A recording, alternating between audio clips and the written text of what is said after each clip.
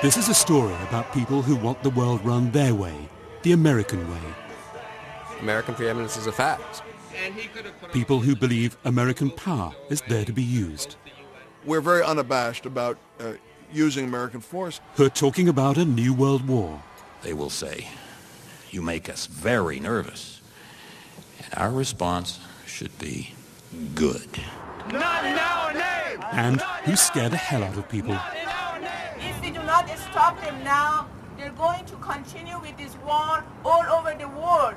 Peace right now! Sometimes they are really terrifying in the way they think, the way they would like to shape the world. It's like a gang, it's like mafia. They'll take on everyone. It's a story of people who stick together. It's real, fundamental love and power. Okay, guys. Though to outsiders, they can be a mystery. How is it that these people, gained such influence so quickly? They call themselves neoconservatives, right-wing thinkers whose dreams of a new American century have become George Bush's foreign policy.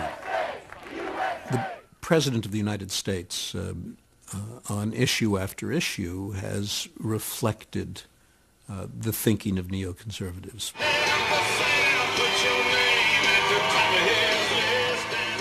What's new about the neocons' thinking?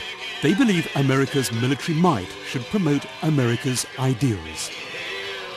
American power should be used not just in the defense of American interests, but for the promotion of American principles. Throughout the war, we were with the neocons in Washington, going behind the scenes. I'm going to get a monkey to go with it. Finding out what makes them tick. I'm a student of Machiavelli. I wrote a book on Machiavelli. And I know the struggle against evil is going to go on forever. And what the neocons have in store for us now. We're going to have to bring down a series of regimes who are the sponsors of a network of various terrorist organizations. Syria, Saudi Arabia, Iran, North Korea. and then there's Libya. Tonight, will America's superhawks drag us into more wars against their enemies?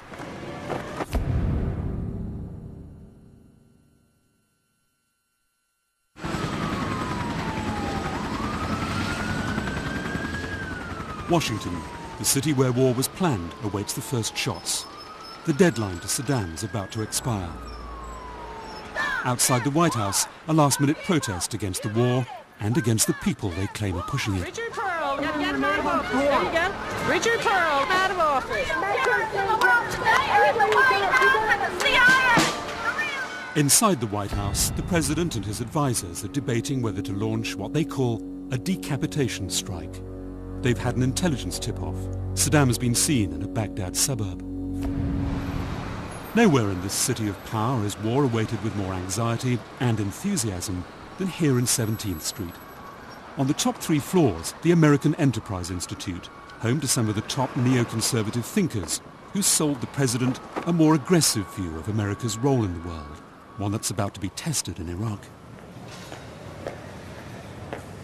Now, this place really is the ideas factory, the ideological engine room of the Bush administration.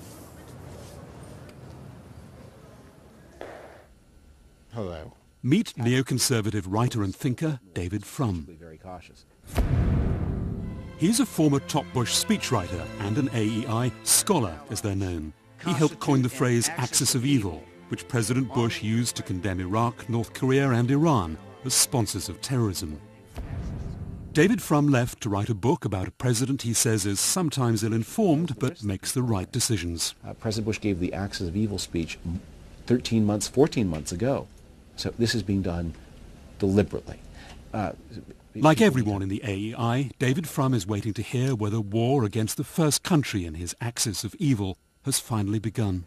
And when we hear the news later this evening or tomorrow morning, what do you think you're going to feel or think? I'm going to feel, when I hear that news, I'm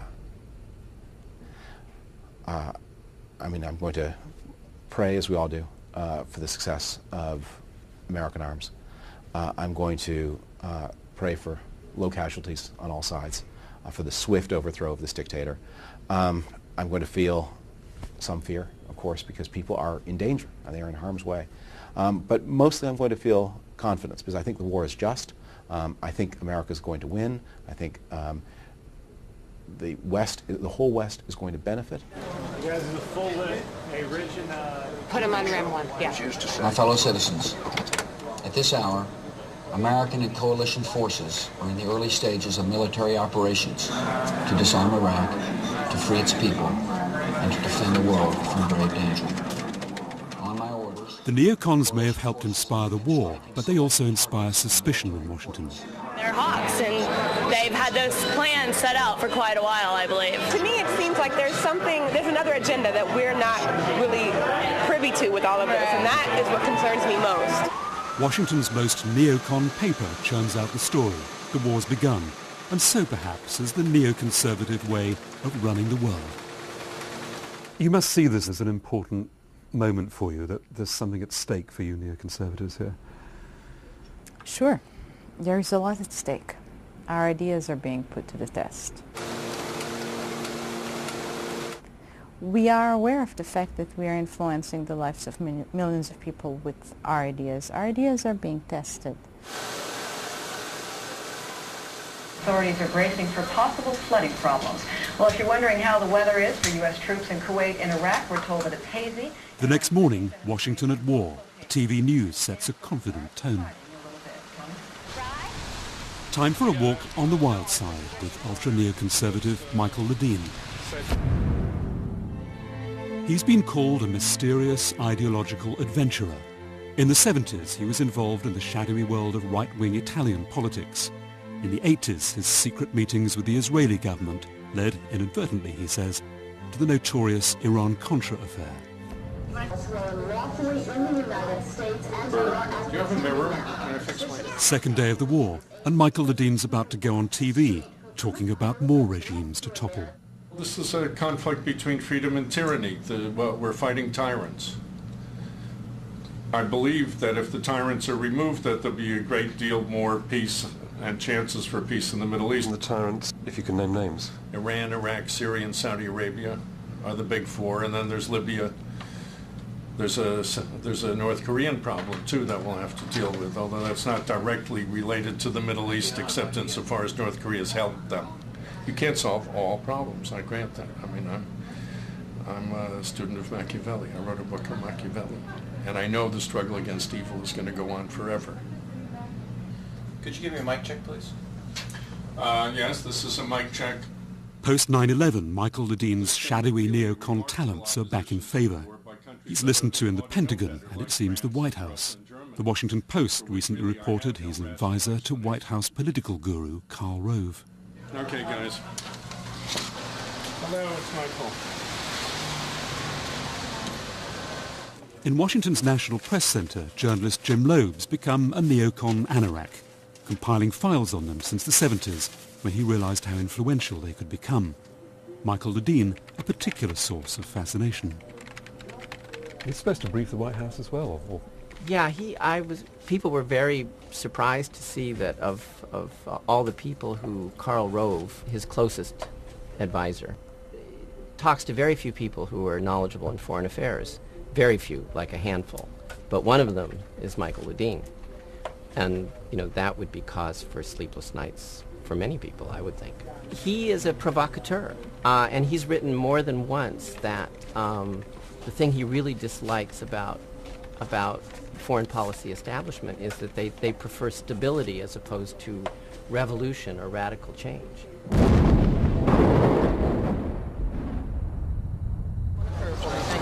Keep the line, folks. Keep the line, folks. Why are we here? Stop the war! Why are we here? Stop the war! Why are we here? Stop the war! Why are we here? Stop the war! Why are we here? Friday morning, key neoconservatives gather at the American Enterprise Institute to explain to the world the neocon view of the war.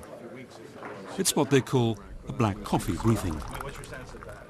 Michael Ledeen's here to insist Iraq must be part of a campaign to bring democracy to the Middle East. The neocons say democracies don't harbour international terrorists. Also here, the man who's been called the neocons' political godfather, Richard Perle. He's the former Reagan official who's now a key figure on the Pentagon's Civilian Advisory Board. Over 100 diplomats and reporters crowd in to get their inside and often unguarded views. I don't think we're vindictive. I really don't. Richard doesn't think Americans are vindictive. Well, I hope he's wrong. And your thoughts on how it's going? Well, it's going well. It's premature to say it's over. It isn't over. It's hard to overestimate the American Enterprise Institute's influence. Ladies and gentlemen, the President of the United States. It's helped give George Bush's administration its current ideology. At the American Enterprise Institute, some of the finest minds in our nation are at work in some of the greatest challenges to our nation. You do such good work that my administration has borrowed 20 such minds. The President of the United States, on issue after issue, has reflected the thinking of neoconservatives. I think he comes at his view in his own way and through his own experience, but it happens to track very closely with the outlook of neoconservatives, especially since September 11. The neocon future is also being plotted 5 floors below the AEI in the offices of the Weekly Standard and its editor William Crystal. The dream of sorting out Saddam one way or another has haunted him for years. Okay, so you've got him over here. Right. This art was done for a cover piece in the Weekly Standard by David Brooks. You've got him in a box. The piece was called Saddam's Brain. But you're not obsessed with it. You're not obsessed with it. No. This was given to me as a birthday present on my 50th birthday by my colleagues here at the Weekly Standard. Think he's still alive? I'm afraid so, but maybe not too much longer. Bill Kristol was Chief of Staff to the Vice President in George Bush Sr.'s White House. He was once called Dan Quayle's brain, but he believes George Bush Sr. wimped out by not toppling Saddam in the '91 Gulf War. Now he's chair of perhaps the most hardcore neocon think tank, the revealingly titled Project for the New American Century. Its mission, to shape a new century favourable to American principles and interests. Project for the New American Century involves Richard Pearl, Dick Cheney, Elliot Abrams, Donald Rumsfeld, Paul Wolfowitz. These are only 5, and then Jeb Bush. All these people, everybody knows about the Project for the New American Century. You're all going to go home and check it on the web, right? What it does is outline a doctrine for United States imperialism, not even neo-imperialism, bona fide old-school imperialism. In 1998, the Project for the New American Century wrote to President Clinton, urging removing Saddam's regime from power. 18 people signed, half now in the administration, including Defense Secretary Donald Rumsfeld and his influential deputy, Paul Wolfowitz. Preemptive action, regime change, after 9/11, those neocon policies were just what George Bush was looking for. George Bush's current foreign policy is basically a neoconservative foreign policy in the sense that he believes that American power is crucial to the promotion of liberty and democracy around the world. 9/11 was a huge wake-up call, reality impinged, and the president decided, in my view correctly, that to simply stand back and let things develop around the world was a recipe for more 9/11s, was a recipe for death and for tyranny prevailing, and that we had to be active in the world. The majority of the world opposes this war and is looking at the United States going, oh my God, how can they let it happen? How can this happen in our name? And it sits here and happens, but not in our name. Not in our name. Not in our name. Not in our name. Not in our name. Not in our name. Meet neoconservative Mehrav Wormser. She founded a charity that monitors the Arab press for anti-Semitic opinions. Her husband David is an advisor at the State Department, one of those minds the president borrowed from the AEI. She's part of a group of neocons who've been particularly influential post 9/11 because they specialize in the Middle East.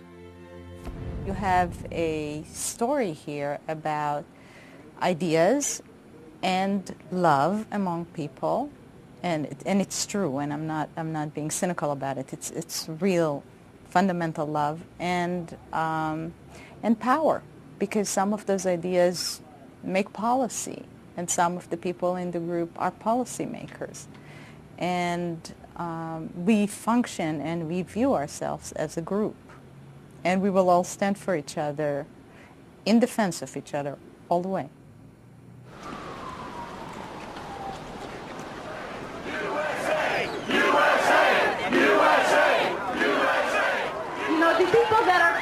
protesting against the war in Iraq, they really don't know what they're talking about. First Sunday of the war, and America's pro-war majority makes its voice heard. They are in my country, liberating it inch by inch, and I am very thankful to them for this. It's also a day for reflection.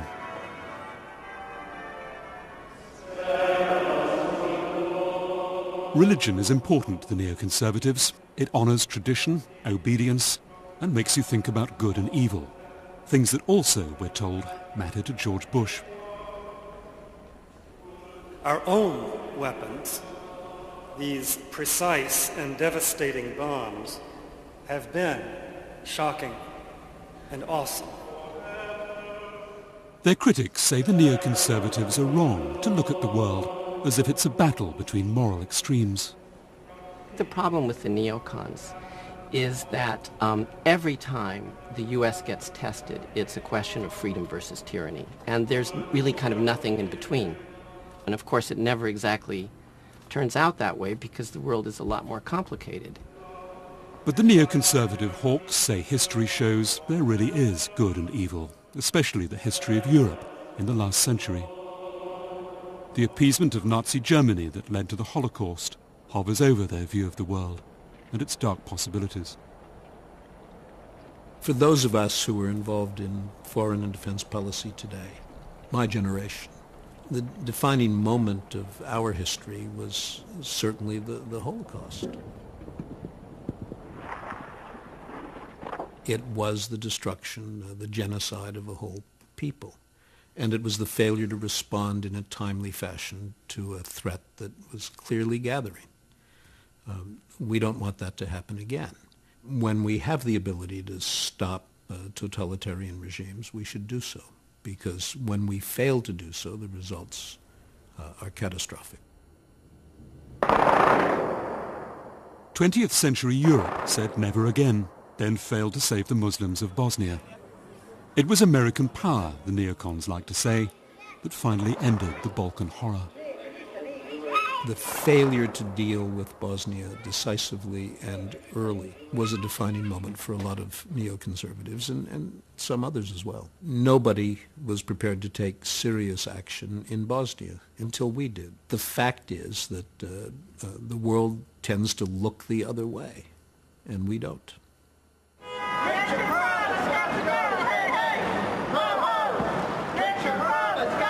On 17th Street, the protesters are zeroing in on the neocons HQ. Inside, the American Enterprise Institute's latest black coffee briefing. Michael Ledeen, unapologetic about America's shock and awe tactics. But all the great scholars who have studied American character have come to the conclusion that we are a warlike people and that we love war. That's one point you forgot to talk about today. That's one point you forgot to talk about. One of the protesters has sneaked inside. I'm sorry, you have to leave. Of this war. You have to leave. You're going to be escorted out by the police. Talk about that. Well, I think she disagrees with our view on this. yes, I know. No one would have imagined that the United States could and maybe should consider France and Germany to be strategic enemies. And yet they have behaved now for several months as if they were strategic enemies. Michael Ledeen raises the stakes, as does Pentagon advisor James Woolsey. And we are going to have to be involved for the next, I think, several decades in helping change the face of the Middle East. Mr. Pohl, there's been talk of these meetings as a kind of victory celebration. People are talking about Americans liking war. Are you worried about the tone of this? Are people getting a bit carried away here? I don't believe that's the tone of these discussions. I think what this may betray is some underlying sense that maybe we were right after all. By now, we'd picked up a recurrent theme of insider talk in Washington. Some leading neocons, people whisper, are strongly pro-Zionist and want to topple regimes in the Middle East to help Israel as well as the US. In Washington, this is a highly sensitive issue, one to take to Jim Loeb. Hi, Jim. veteran neocon watcher and long-standing opponent of anti-Semitism. I was sitting in a bar on Capitol Hill and I was told by a congressional staffer, careful how you use the word neoconservative. People might think you're being anti-Semitic. Can you just explain this for me? I mean, it's no secret. The majority of neoconservatives have been and remain Jewish. That is a fact. They do not represent a majority of the American Jewish community. But you think it's legitimate to talk about the pro-Israeli politics of some of the neoconservatives? Well, I think it's very difficult to understand them if you don't begin at that point. I mean, I should think people would want to talk about that rather openly, because to the extent that you suppress it, and I think there is an attempt by some to suppress it, I think then it festers. In 1996, a group of neocons wrote a report intended as advice for incoming Israeli Prime Minister Benjamin Netanyahu. It called for a clean break with the peace process, rolling back Syria and removing Saddam Hussein from power, an important Israeli strategic objective in its own right. Amongst those who contributed, Richard Perle, Douglas Feith, now number 3 at the Pentagon, David Wurmser, now in the State Department, and Meyrav Wurmser. It was no more than a mental exercise done in a think tank by a group of people. Yes, many of us are Jewish. There's no need to apologize for that. Most of us, all of us, in fact, are pro-Israel. Some of us more fiercely so than others. But we have no problem also criticizing Israel. Well, that paper in 1996, the Clean Break paper, that was the paper that led to accusations of dual loyalty. There is no dual loyalty.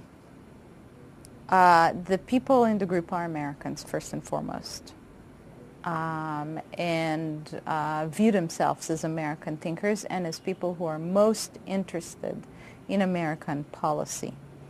We see a tremendous similarity between Israel and America, and Britain for that matter, simply because these are leading democracies. In the case of Israel, it's the only democracy in the Middle East. Live from the front line. On TV, signs the advance is slowing. Charges of dual loyalty touch on raw emotions. Professor Elliot Cohen is one of America's top military historians. We met as the progress of the war seemed in the balance. In a narrow military sense, the achievements look, pretty remarkable. 50 miles outside Baghdad, a lot of bad things that could have happened haven't happened yet. Professor Cohen is also an advisor to the Pentagon and has been involved with both the AEI and the Project for the New American Century. You've expressed some concern over the idea that this is all a conspiracy whipped up by a group of, quotes, neoconservative hawks who are somehow allied to Israel, and you've expressed worries about that. Explain what you're concerned about. Look, sometimes the word neoconservative is used when what they really would like to say is Jew. They being? People who use that kind of language. And as a Jew, I find it offensive. There are two things that are despicable about it. The first is the imputation of dual loyalties. Between America and Israel. Right. And just speaking as somebody whose father served in the United States Army, who served in the United States Army himself, who was the son serving in the United States Army, I find it deeply, deeply offensive and untrue. And the other thing that I find deeply offensive about it is it contains a very old anti-Semitic canard, which is that the Jews, this scattered little people around the world, have these occult powers and are pulling the strings of the naive and duped non-Jews. And it wasn't that long ago that those kinds of beliefs led to hideous things which impinged upon people like me very directly. So yes, I feel very strongly about it. Iraq will be disarmed, the Iraqi regime will be ended, and the long-suffering Iraqi people will be free. Again, it's the same In decades of soundbite oppression, the every day. Iraqi regime has sought to... Same soundbite from the president, but today a chance for Tony Blair to make the TV headlines in America. There is a massive amount that has already been achieved. Do you think Tony Blair has anything in common with neoconservatives? I think Tony Blair's moral sense is very much reflected in the thinking of many neoconservatives. I suppose he'd be horrified to hear that, especially since the term neoconservative is so abused. But his sense that it was right to liberate Iraq is the sense of neoconservatives, and was not the view of most foreign offices, including probably his own. The justice of our cause lies in the liberation of the Iraqi people. And to them we say, we will liberate you. The day of your freedom draws near. It's very nice to sit around and say, we're in Europe and we believe in the rule of law and we believe in the United Nations. But Saddam Hussein is there, and he's a dictator, and he has weapons of mass destruction. And are you going to do something about it or not? And insofar as Tony Blair's answer was yes, and insofar as Tony Blair's answer was yes, even if the rest of the UN Security Council doesn't agree with us, I think Tony Blair is a kind of neoconservative despite himself. Many mental health experts believe following round-the-clock coverage of the war could be hazardous to your health. Opposition stronger than expected. The U.S. prepares for a longer war. 10 days in, America's patriotic TV channels are worrying about a longer war. Bad news for the neoconservatives, who helped make out the case for the conflict. The story that I just wrote said, neocon nosedive, with a question mark. Neocon nosedive? Yeah. It has a certain alliteration. Tell me why. Tell me why. Well, because again, they're the ones who said, essentially, this would be a cakewalk, this would be easy. We'd see tens of thousands of Iraqi soldiers surrendering. We'd see people rising up all over the place in joy to greet, their liberators and so on. And we haven't seen it yet. On Fox TV, where neocon Bill Kristol's a pundit, it all looks different. Fox has the most cheerleading tone. They're doing fine, Linda, and the media does not reflect the country. Some people in Washington are saying this is a neoconservative war, and so far there's no sign it's working. The regime isn't crumbling. What do you say? I'd say it's an American war. Like Bill Kristol's magazine, Fox TV is part of Rupert Murdoch's media empire. The neocons have been backed by entrepreneurs, corporations, and rich right-wing foundations, which has led some to claim they're being used to export not democracy, but capitalism. Some people say, look, neoconservative ideology, fine, but what you're really doing is making the world safe for capitalism. You're backed by Mr. Murdoch, Fox TV. Front for capitalism? No, not in my case. I'm much more interested in liberty and democracy than I am in capitalism. Yeah, I was once a social democrat, sort of, and I had, look, social democracy's fine. It's about freedom and liberty, freedom and democracy. It's not about capitalism. Back in the 60s, Joshua Moravcsik of the American Enterprise Institute was even further to the left. It was the journey people like him made to the political right that earned them the label new or neoconservatives, intended as an insult, but one they took up as a badge of honor. Old political loyalties to Democrat colleagues of the past still linger. Like Richard Pearl, Joshua Moravcsik is still a Democrat. I think it's very relevant that virtually all neoconservatives come out of the left, some the liberal left, some the radical left, as I myself did. I grew up in the civil rights movement fighting against discrimination and segregation, and I think I brought some of that same spirit to fighting against communism when I came to the view that that was the world's chief evil, and today to fighting against terrorism and Islamic extremism. And I think it also, it gives us a certain flair for the ideological battle. We're not unhappy with it. We want to take on our opponents. Tonight, how the day unfolded. On TV, the more skeptical newscasts are talking of a quagmire. What do you think of that? Is that a great tone? That's my cell phone. I'm going to get a monkey to go with it. Hello? Yes. Richard Pearl's in a Washington studio for that Sunday's Panorama. His good humour belies the fact there's more bad news for the neocon cause. He's just resigned as chairman of the Pentagon's Defense Policy Board, though he's still a member. There have been allegations of a conflict of interest over a business deal, charges he strongly rejects. I'm joined from Washington by Richard Pearl, the former U.S. Assistant Secretary of Defense, who's been described by some newspapers as the architect of the Iraq War. What will happen if at the end of the war the Americans do not find any weapons of mass destruction in Iraq? Well, I believe that the liberation of Iraq, the freeing of the Iraqi people, would be justification enough. How did you feel about being called the architect of the war? Well, I mean, there's hardly a point in denying it. It isn't true, of course, but... And as far as the planning is concerned, I had nothing whatever to do with that. Nothing. Do you think the influence of the neoconservatives in the Pentagon is going to be weakened by resignation at all? Certainly hope not. The Pentagon is in good hands.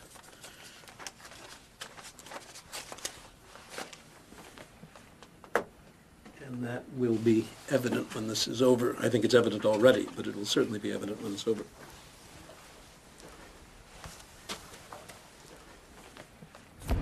The US Department of Defense is the neoconservative stronghold, Paul Wolfowitz, the number 2 there, and fellow neocon Douglas Feith, the number 3. At the more dovish State Department, neocon John Bolton is in charge of arms control. At the National Security Council, there's Elliot Abrams, the President's Near East advisor. National Security Advisor Condoleezza Rice, Defense Secretary Donald Rumsfeld, and Vice President Dick Cheney are not neocon intellectuals, perhaps, but certainly political allies. That Sunday, a meeting of the pro-Israel lobby, the American Israel Public Affairs Committee.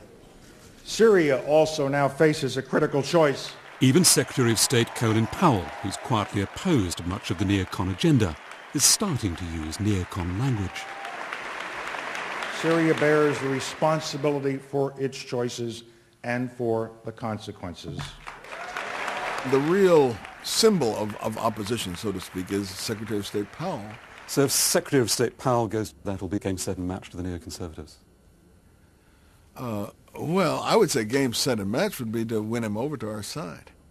According to an Iraqi general, 4,000 people have volunteered from 23 countries have volunteered to participate in suicide attacks.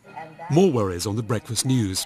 Dog days for the neocons, though they seem unperturbed. Of a withering aerial assault. We're talking, I think, on day 12 of the war, something like that. And, you know, it would be instructive, I think, to go back to day 12 of the first Gulf War, day 12 of Kosovo, day 12 of Afghanistan, and see both how far along people were and the extent to which people were already, people in the press, at any rate, were already reaching for quagmire and debacle and disaster and all the rest.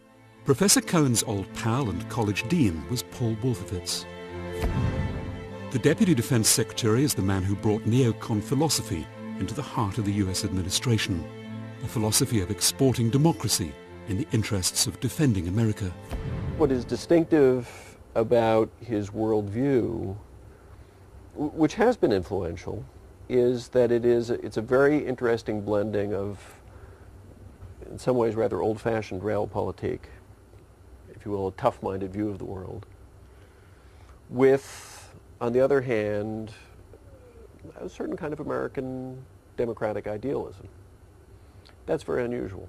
That's really very unusual, and that synthesis at the moment, I think, is intellectually dominant. But I have no idea whether it will survive this war or not. Now, with a panel of world-class military and political experts and scholars, here's Chris Core. And very familiar voices and faces at the microphones tonight. Of course, some neocons, like Michael Ledeen, but even exporting democracy rather more aggressively than others. I'm just the moderator. Thank you for joining us. I'll ask it this way of you, Michael, that, you know, how many of these "you better watch it, we're coming after yous" can we do at once? We're going to have to bring down a series of regimes who are the sponsors of a network of various terrorist organizations.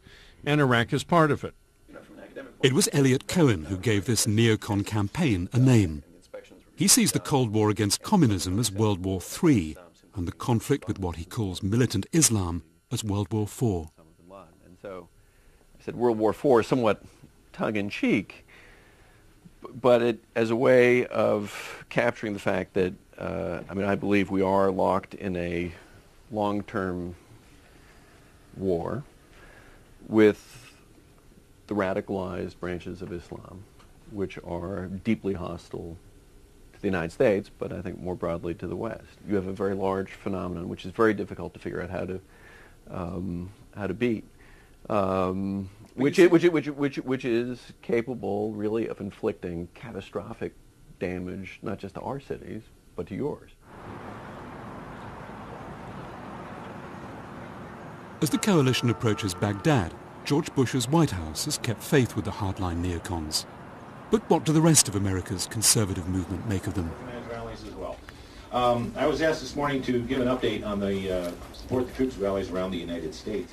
To find out, we got an invite to one of the mainstream conservative right's private weekly meetings. Here, conservative lobbyists from across the US plot the week's business. To liaise with them, there's a man from the White House. Effects. Is somebody voting against us because they're a union member, or are they voting against us because they're a government employee? Many traditional conservatives are suspicious of the neocon cuckoos in their nest. They don't like America being embroiled in foreign adventures. And then there's the Middle East problem. They are entitled to their opinions, but when it gets to Arab bashing, general Arab bashing, I think they take it too far. I think they're a disaster for this country. And many members of Congress believe that, but they don't dare say it. They'll take on everyone. It's like a gang, you know, it's like mafia. I mean, are you a mafia? Oh, that is so absurd. Mafia? Do you recognize any gang, mafia, you know? Yeah. No,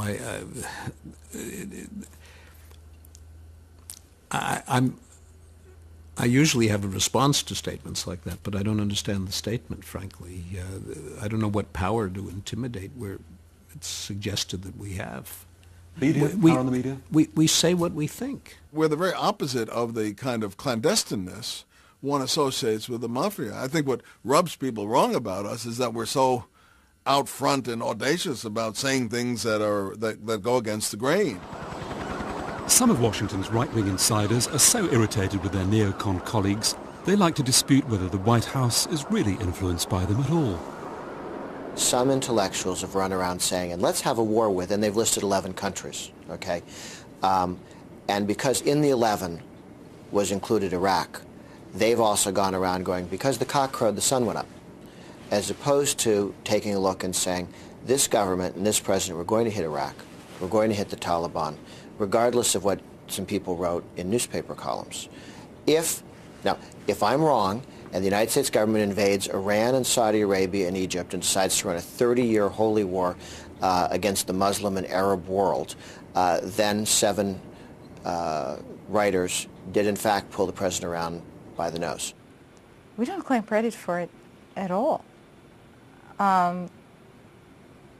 You could say that our power is a figment of our enemy's imagination. It might be absolutely true.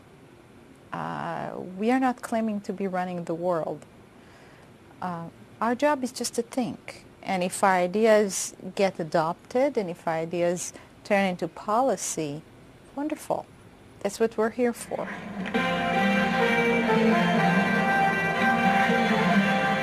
Good morning. As always, it's great to have you here. Coalition forces have the Baghdad skyline in their sights. The U.S. Central Command says that... Suddenly optimism on every channel, and the neocons ramping up the rhetoric. We will make a lot of people very nervous. And we will hear, for example, the Mubarak regime in Egypt or the Saudi royal family thinking about this idea that these Americans are spreading of democracy in this part of the world. They will say, you make us very nervous. And our response should be good. Going too far? No. The Iranians and the Syrians are even more nervous than the Saudis and Egyptians this very moment. Syria is making, and the Syrian regime is making comments that they're nervous, that they think that they're next. So, are the Syrians worried? I went to their embassy to ask whether they took much notice of the neoconservatives. Do they go to those American Enterprise Institute briefings? Oh yes, I try to attend almost all their public meetings. Sometimes I find them amusing. Sometimes they are really terrifying.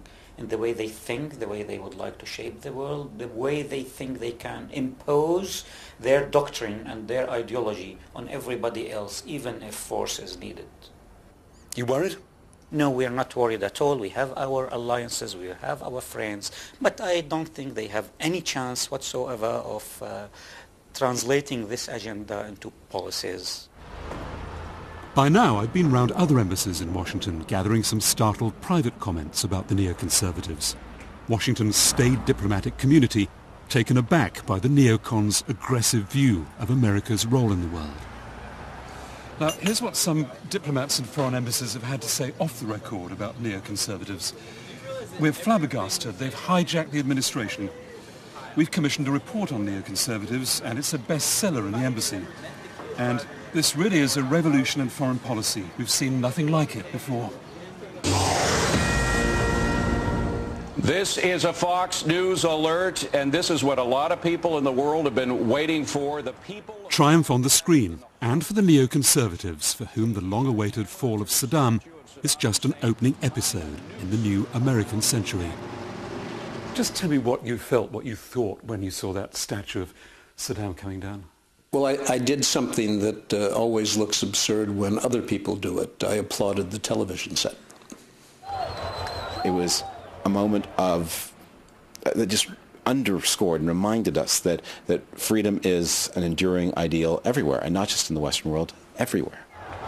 This was a dream that Meyrav Wormser and her husband David, now at the State Department, had cherished as long as anyone in Washington. We actually opened a bottle of champagne. This was a moment we waited for many, many years. I mean, we've been working on freedom for Iraq for the past 9 years, maybe.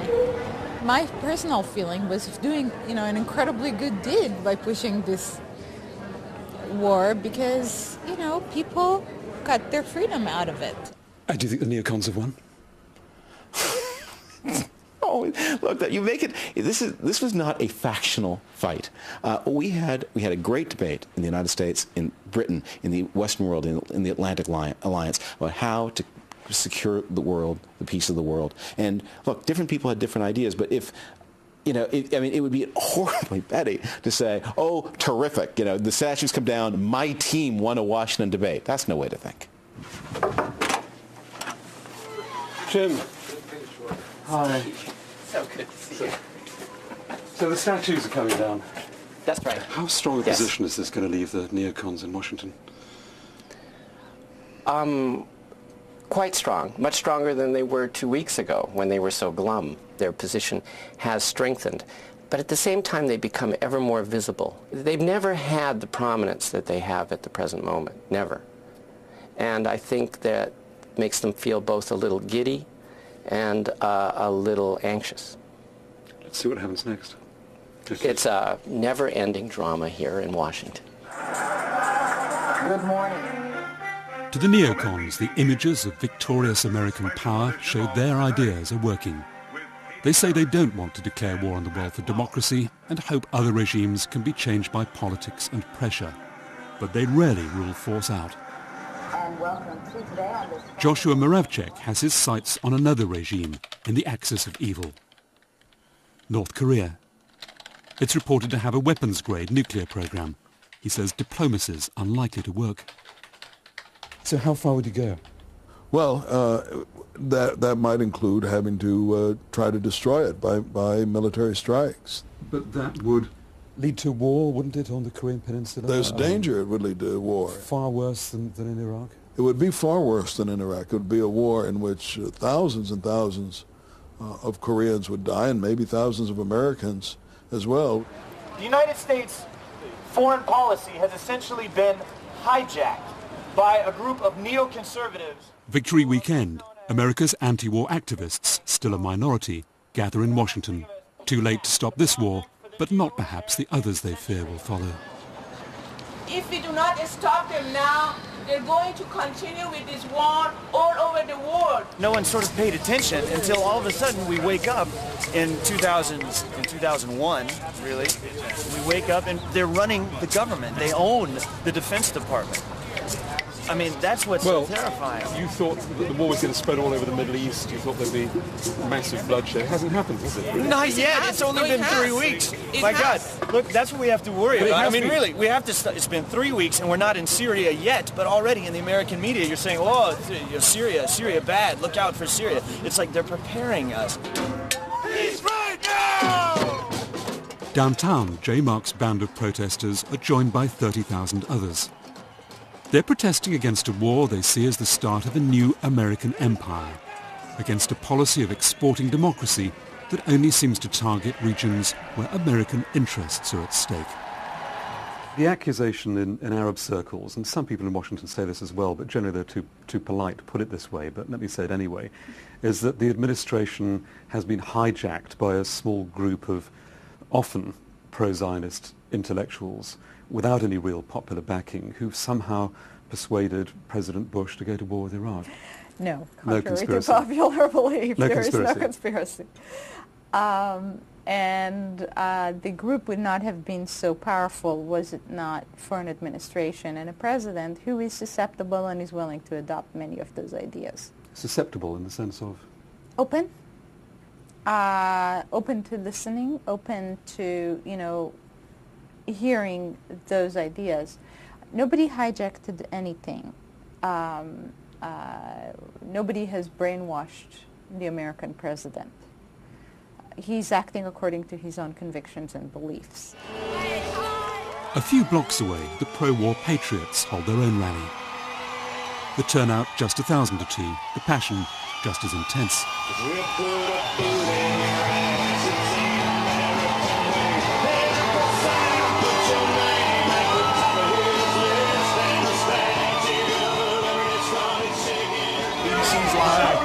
How did you feel when the statue came down? Moved. It was a moving moment, really. Great to see. Looks like you won. What next? Well, I think we need to help get Iraq on its feet, help establish a decent government there, and then really work to remove other dictators with weapons of mass destruction and deal with the threat of terrorism around the world. Hopefully not with military action, hopefully through diplomatic pressure, but this is the end of the beginning of this broader war. It's not the end of the end. This was a very important moment, I think, in all honesty, in American history, this last 3-4 weeks. After Vietnam, many Americans came to think that we couldn't be a force for good in the world, that our military... Much of the world peers into the new American century with anxiety.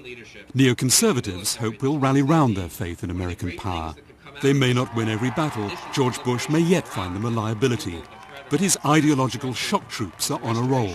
Bad news if you're in the way. I think the president and the military and our leadership will need the support of all of us over the next month and years as well as we continue to make this world a safer and a better and a freer place. Thank you so much.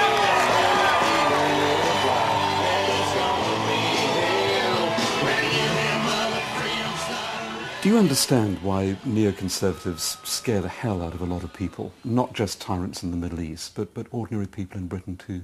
This does scare a lot of people. Right. I understand that. And if the alternative to scaring people, even after we've tried hard to explain what it is we're thinking, if the alternative to that is abandoning our values and abandoning our own defense, then people are just going to have to live with whatever apprehension we generate.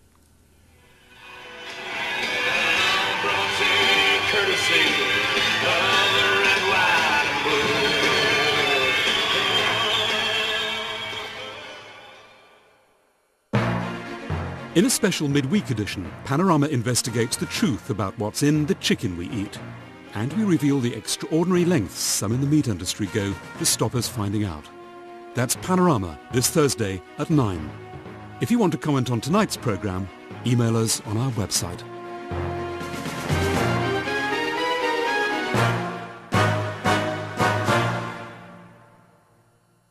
Being done deliberately.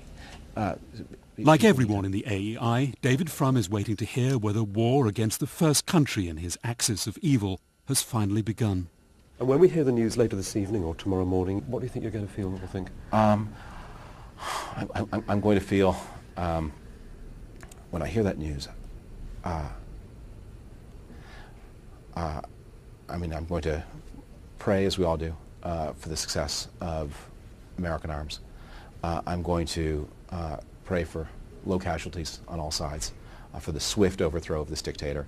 I'm going to feel some fear, of course, because people are in danger. They are in harm's way. But mostly I'm going to feel confidence, because I think the war is just. I think America is going to win. I think the whole West is going to benefit. You guys, a full Put him on REM 1, yeah. My fellow citizens, at this hour, American and coalition forces are in the early stages of military operation. And power. Okay, guys. Though to outsiders, they can be a mystery. How is it that these people, gained such influence so quickly? They call themselves neoconservatives, right-wing thinkers whose dreams of a new American century have become George Bush's foreign policy. The President of the United States, on issue after issue, has reflected the thinking of neoconservatives.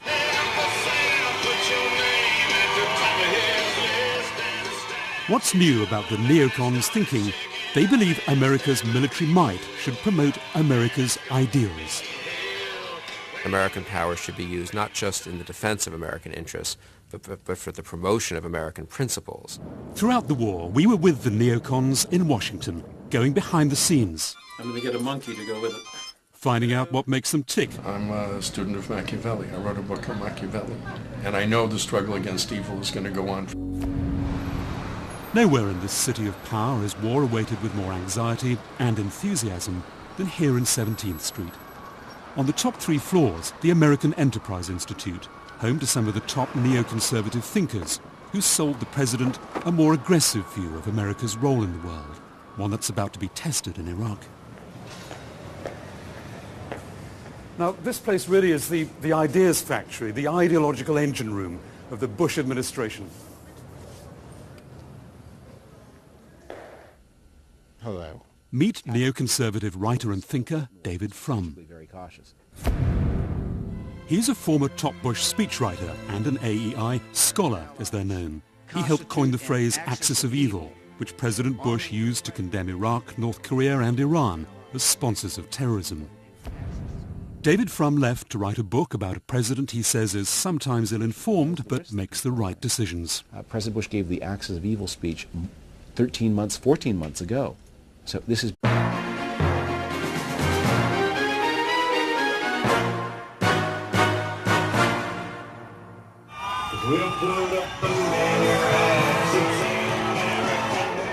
This is a story about people who want the world run their way, the American way. American preeminence is a fact. People who believe American power is there to be used. We're very unabashed about using American force. Her talking about a new world war. They will say, "You make us very nervous." And our response should be, "Good."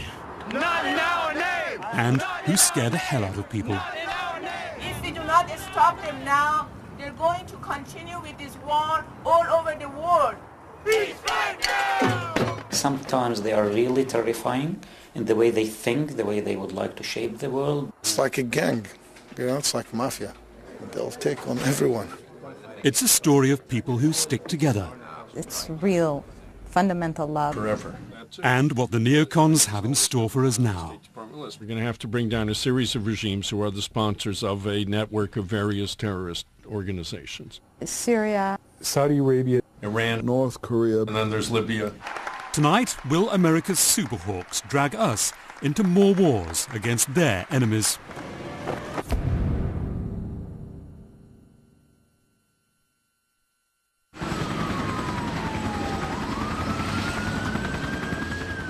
Washington, the city where war was planned, awaits the first shots.